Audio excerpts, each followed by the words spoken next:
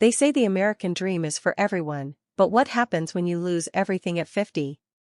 For Patricia Reynolds, success was never handed to her. She built it. Stitch by stitch. She lost her job. Her industry turned its back on her. No one believed in her, not even her own daughter. But through resilience, through determination, Patricia created something extraordinary, a brand that stood for craftsmanship, tradition, and second chances. And just when she thought she had won, the greatest betrayal came from the person she trusted the most. This is a story about legacy, ambition, and the price of betrayal. Patricia Reynolds had never been afraid of hard work. For 30 years, she had worked as a seamstress in a Chicago textile factory, her hands stitching together wedding gowns, evening dresses, dreams, until the factory shut down without warning.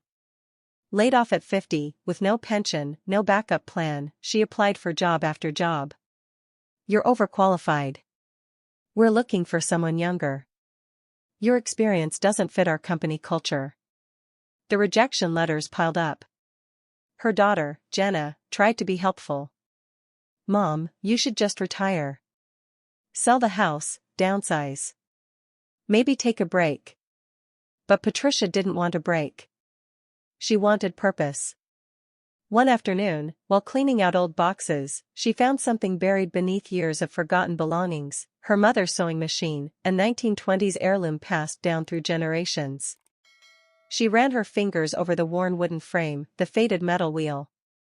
A memory surfaced, her mother sitting at this very machine, teaching her how to thread a needle, whispering, "A well-made stitch can hold anything together." That night, with nothing left to lose, Patricia started sewing. She didn't know it then, but that small decision, to create instead of give up, would change everything. At first, it was just a way to keep her hands busy, something to fill the silence of her once busy life. She found an old roll of fabric in the closet, measured, cut, and stitched by instinct. The muscle memory was still there, as if her hands had been waiting for this moment. The next morning, she had finished a simple, elegant wrap dress, timeless, well-made, something that felt like it belonged to a different era. Jenna stopped by that afternoon and raised an eyebrow. "Mom, you made that?" Patricia smoothed the fabric over the mannequin. "I used to make all my own dresses before I started working at the factory." Jenna shrugged. "It's nice, I guess. But no one wears handmade anymore. Fast fashion is everywhere." Patricia bit her tongue. Jenna had grown up in a different world, a world of convenience, of mass production, where people bought clothes online and threw them away just as fast. But Patricia knew that some things weren't meant to be disposable. Later that week, a friend of a friend saw the dress and asked if Patricia could make one for her daughter's bridal shower. Then someone else asked for a custom piece. One order turned into 3. 3 turned into 10. By the end of the month, Patricia was sewing late into the night, taking orders through word of mouth. That's when Jenna stepped in. "Mom, you need a website," she said one evening, scrolling through her phone. "No one is going to buy from you if you're just taking orders through text messages. You need an online store, branding, marketing." Patricia frowned. "I don't know anything about that." Jenna grinned. "Lucky for you, I do." She set up everything, a website, social media pages, a sleek logo that read hand and heart. For the first time, Patricia felt like maybe this could be something real. Customers started coming in from beyond her neighborhood, people who valued craftsmanship, quality, something made with care. But just as Patricia's confidence grew, so did Jenna's ambition. She didn't see Hand and Heart as a passion project. She saw it as an opportunity. And that was the beginning of everything falling apart. At first, Jenna's involvement felt like a blessing. With her MBA and corporate mindset, she streamlined the business.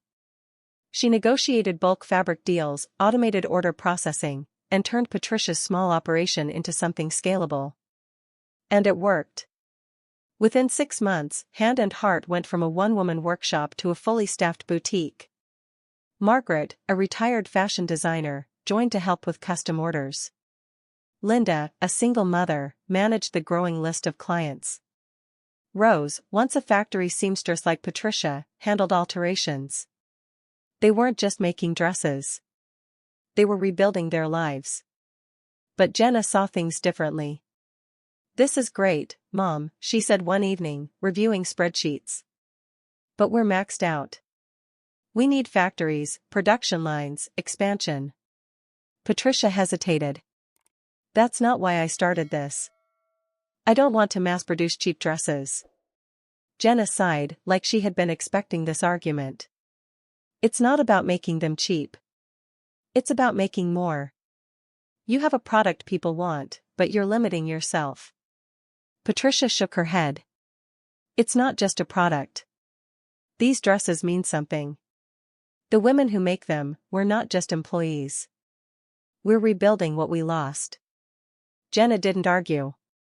Not yet. Instead, she smiled and said, "Trust me." And Patricia did. She had no idea that Jenna had already made a deal behind her back.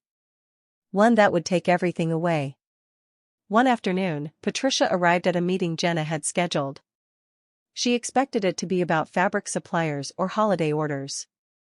Instead, she found herself sitting across from executives from Vellum Industries, one of the largest fashion corporations in the country. Her stomach twisted. She knew their reputation. Mass production. Cheap labor. Factory outsourcing. Everything hand and heart stood against. The CEO, a smooth-talking man in an expensive suit, smiled at her. "Patricia, it's an honor to meet you.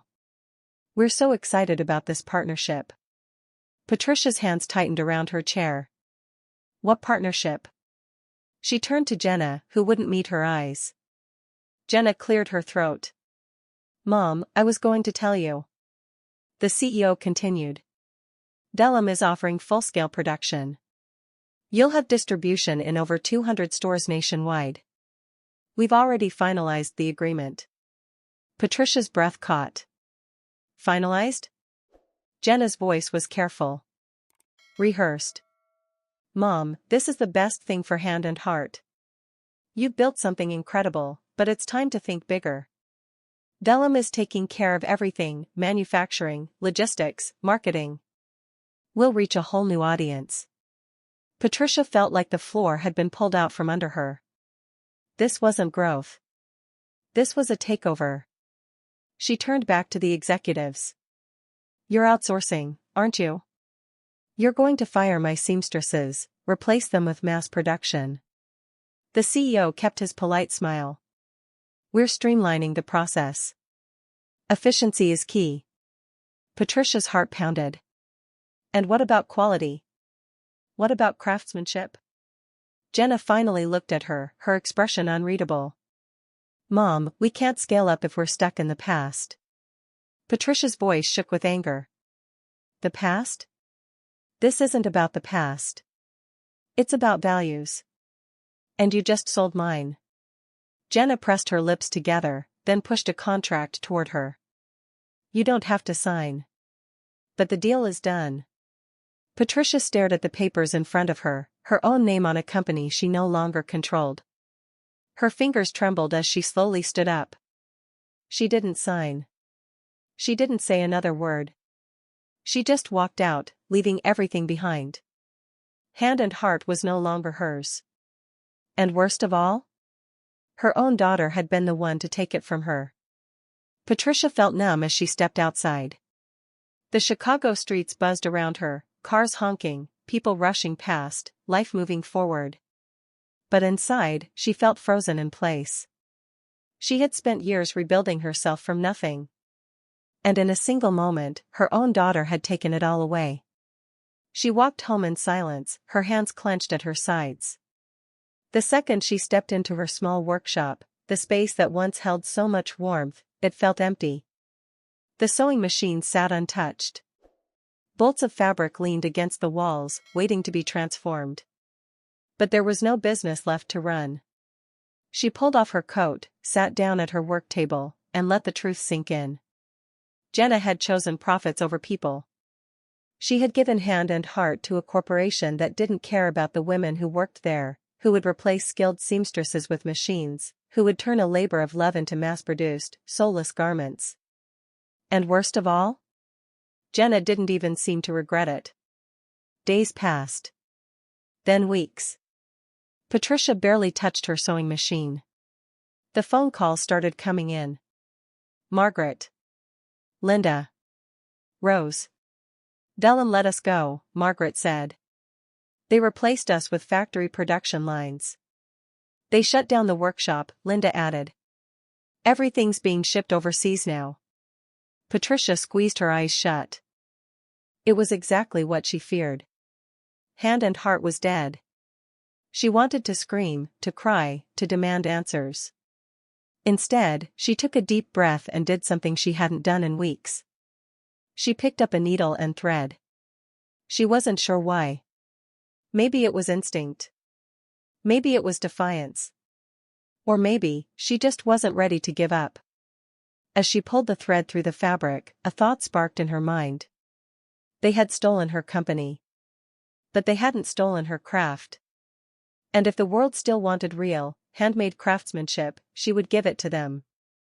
On her terms. She looked down at the stitch she had just sewn. Strong. Unbroken. Resilient. Just like her. Patricia wasn't done yet. Patricia refused to let this be the end of her story. She had lost hand and heart, but she hadn't lost her skill, her passion, or the women who had built it alongside her. So she called them Margaret, Linda, Rose. They took everything from us, Patricia said, gripping the phone tight. But we still have our hands. Our knowledge. Our craft. We can start over. And to her relief, they didn't hesitate. We're with you, Margaret said. We're not done yet, Linda added. Within days, Patricia found a new space, a small, run-down storefront on the edge of town. The rent was low, the walls needed work, and the floorboards creaked. But to them, it was a fresh start. A chance to rebuild. They called it Reclaimed Threads. Because that's what they were doing, reclaiming their work, their purpose, their lives. They didn't have investors. No corporate funding. No mass production. Just their hands, their history, and the belief that what they did still mattered. Word spread fast. The customers who had once loved hand and heart came looking for them. The first Instagram post, a single photo of Patricia at her sewing machine, needle in hand, captioned "We're back." It went viral overnight. Orders poured in. More than they could handle. Jenna had thought she was building the future when she sold hand and heart to Vellum. But now, the world was telling her otherwise. People didn't want soulless, factory-made copies. They wanted the real thing. And Patricia? She was just getting started. Jenna didn't see it coming. At first, she was too busy celebrating her success to notice. Vellum executives praised her as a brilliant strategist. Investors called her a rising star in the fashion industry. But then, the numbers came in. Hand and heart was failing. The dresses weren't selling the way they had before. The new designs, mass-produced, cheaper, faster, lacked the craftsmanship that had made the brand special. Customers noticed. And they weren't happy. Reviews flooded in. This isn't the same. I bought a dress last year, and the quality was incredible. Now? Feels like every other fast fashion brand.